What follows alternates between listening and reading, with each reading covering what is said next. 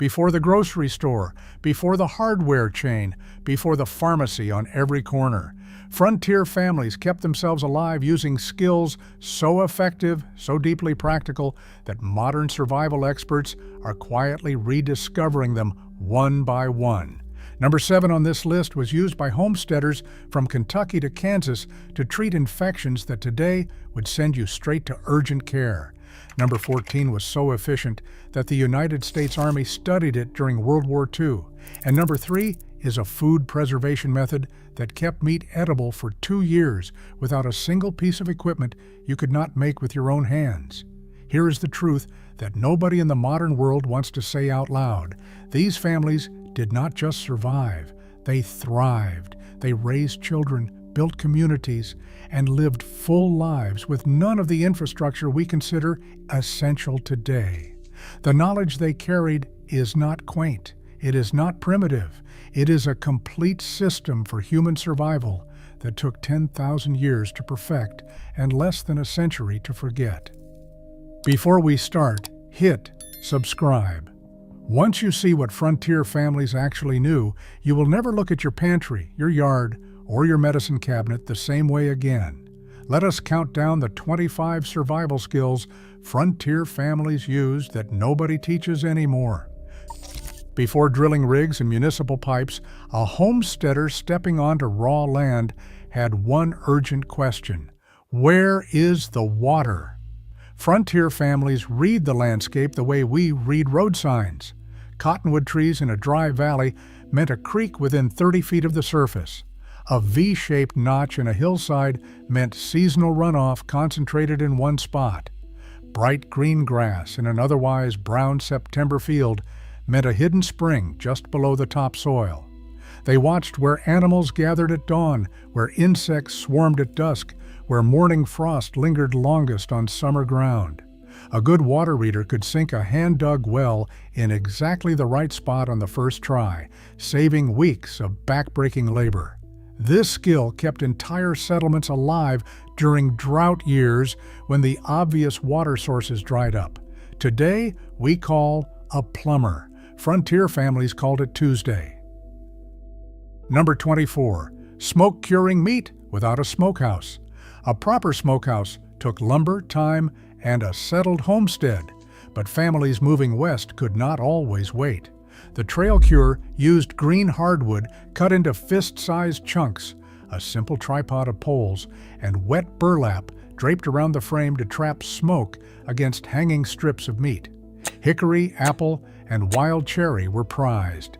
Pine was avoided because the resin left a bitter chemical taste that spoiled the flavor. Strips of venison or beef hung inside for 8 to 12 hours over a low, smoldering fire that never exceeded 120 degrees. The smoke created an antimicrobial barrier on the meat surface, while the slow heat drew out moisture from the interior. Properly done, trail-cured meat lasted 3 to 4 weeks at room temperature, long enough to cross the Great Plains. Every family had a slightly different wood blend and smoke time. Those differences were not just preference. They were survival secrets passed between families like gold. Number 23, rendering lard and saving every drop. A single hog butchered in November fed a Frontier family through winter, but only if they wasted nothing. The leaf fat around the kidneys went into the rendering pot first. Chopped fine and melted over low heat, it produced the clearest, purest lard, pale as cream and almost flavorless. The cracklings left behind were salted and eaten as snacks. The finished lard went into ceramic crocks, sealed with a layer of salt on top, and stored in the root cellar where it kept for a year without refrigeration. That lard went into pie crusts, cornbread, fried chicken, soap, candles, leather conditioner, and boot waterproofing. One animal produced the equivalent of a hardware store, a pharmacy, and a kitchen supply cabinet all at once. We threw all of that out when Crisco arrived in 1911 and told us processed vegetable shortening was cleaner and healthier. 70 years of research later, we know which one was actually killing us. It wasn't the lard. Number 22, building a root cellar with hand tools. A root cellar was the refrigerator, the freezer, and the pantry of the frontier home, all built from nothing but a hillside and elbow grease. The ideal spot was a north-facing slope, which stayed shaded year-round and maintained a natural temperature between 32 and 40 degrees. Families dug into the hillside with pick and shovel, shored the walls with fieldstone or rough-hewn timber, and laid a thick earthen roof that acted as insulation. The doorway faced north to block solar heat. A simple ventilation pipe allowed humidity regulation. Done right, a root cellar kept potatoes firm, apples crisp, and cured meat stable from October through April. No electricity, no moving parts, just an understanding of how the earth itself manages temperature. Modern homesteaders spend thousands on climate-controlled storage units to do what frontier families accomplished with 2 weeks of digging. Number 21, making lye soap from wood ash. Every frontier fireplace produced two things: heat and raw material for soap. Ash from hardwoods like oak, hickory, and maple was saved in a barrel with a hole bored in the bottom. Rainwater leached through the ash over several days, draining out as lye water, a caustic alkaline solution that could strip grease from a cast iron pan or eat through leather if left too long. Boiled together with rendered fat, at a precise ratio, the women of every household knew by feel and experience, lye and lard became soap. Soft soap for laundry, hard bars for skin. They tested the strength of the lye by floating a raw egg in it. The egg floated properly when the concentration was right. Every frontier woman knew this test. It was the chemistry lesson that never made it into any school curriculum. A frontier family that ran out of rifle ammunition didn't starve, they snared. A simple loop of braided horsehair or twisted wire set along a rabbit trail at the precise height of the animal's head required no bait, no waiting, and no noise. The skill was in reading the trail, noticing fresh droppings, compressed grass, and the faint depression where a rabbit's foot hit the same spot 100 mornings running.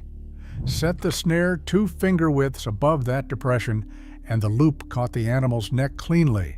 A skilled snarer could set 20 traps in an afternoon and check them in an hour at dawn. Rabbits, squirrels, grouse, and muskrat came out of those snares and went straight into the pot. During hard winters when large game was scarce, small game snaring was the difference between eating and not eating. Boy Scout manuals used to teach this, and then they quietly removed it. That flat-leafed weed growing in every crack of every sidewalk in America is broadleaf plantain, Plantago major.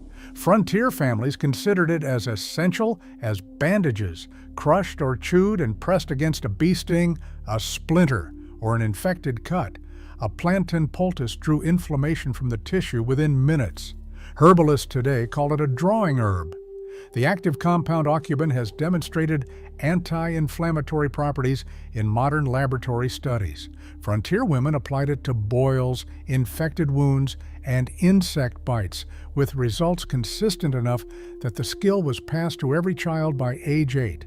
You had to know which leaf, the broad oval one with parallel veins running stem to tip. You had to know to use fresh green leaves, not dried, and to crush them until the juice ran. The entire pharmacy was growing in the ditch beside the road. We walk past it every day without knowing what it is. Pattern break number 1. Here is what the pharmaceutical industry understood that your great-great-grandmother did not have to be taught. Nature produced functional medicine before anyone packaged it. Frontier families used yarrow to stop bleeding. They used elderberry syrup to shorten fever duration. They packed wounds with raw honey because honey's low pH and hydrogen peroxide content are genuinely antimicrobial, a fact confirmed by wound care research published in 2011. These were not superstitions. They were observed, repeated, refined treatments that worked well enough to keep families alive on the edge of wilderness without a doctor within 100 miles. We did not replace these treatments because we found better ones. We replaced them because somebody found a way to patent and sell alternatives, and we were told the old ways were ignorant. They were not ignorant, they were just free. Number 18. Drying herbs for winter medicine. A frontier kitchen's rafters were hung thick with bundled herbs drying through August and September. Peppermint for stomach trouble, chamomile for fever and sleep, echinacea root for respiratory illness, comfrey leaves for bruising and bone pain. The harvest timing mattered precisely. Herbs cut just as flowers opened had peak volatile oil concentration, the compounds that made them effective. Hung in small bundles, stems up, in a dry space with good airflow, they cured in 2 to 3 weeks and kept potency for a full year. Frontier women maintained handwritten remedy books listing every herb, every preparation method, every dosage. Those books were among the most treasured possessions passed from mothers to daughters. Most of them are sitting in boxes in antique stores right now. The writing is still legible, the knowledge still accurate. Water glass, a solution of sodium silicate dissolved in water, was the frontier egg bank. Fresh eggs submerged in a water glass crock and stored in a cool cellar remained viable for up to a year. The silicate solution sealed the egg's natural pores against bacterial penetration, and the cool temperature slowed any internal deterioration. A family that preserved 200 eggs in October had breakfast through April, even when the hens stopped laying. The solution cost pennies. The crocks were reused for decades. The technique required nothing more than a recipe, a container, and a cool place to store it. Modern egg farms send surplus eggs to liquid processing facilities when production exceeds demand. A frontier woman would have looked at that waste with a kind of furious disbelief. Nothing went to waste in a frontier kitchen. After peeling and coring apples for pie or cider, the skins and cores went into a large crock with water and sugar. Wild yeast from the apple skins began fermentation within days, producing crude, hard cider. Left longer, exposed to air, the alcohol oxidized into acetic acid, creating apple cider vinegar. 8 to 12 weeks from apple scraps to finished vinegar, which then served as a food preservative, a wound rinse, a cleaning solution, a fabric dye fixer, and a cure for heartburn and joint pain. Every step used what would otherwise be discarded. The entire process ran itself with nothing more than time and a cloth draped over the crock to keep insects out. Store-bought apple cider vinegar today cost $4 a bottle. A frontier family made a year's supply from the parts of apples they had already eaten. Number 15. Reading weather in nature. No weather app, no barometer, no news radio. Frontier families read tomorrow's weather from the world around them with a reliability that modern meteorologists find uncomfortable to acknowledge. Woolly bear caterpillars with wide brown bands meant mild winters, a piece of folk wisdom that a researcher at the American Museum of Natural History investigated and found correlations with local weather patterns. Heavy acorn falls predicted hard winters. Swallows flying low before a storm chased insects that descended in falling pressure. Cattle lying down in fields 2 hours before rain. Rings around the moon measured the distance of incoming cloud layers. 1 ring meant rain within 24 hours.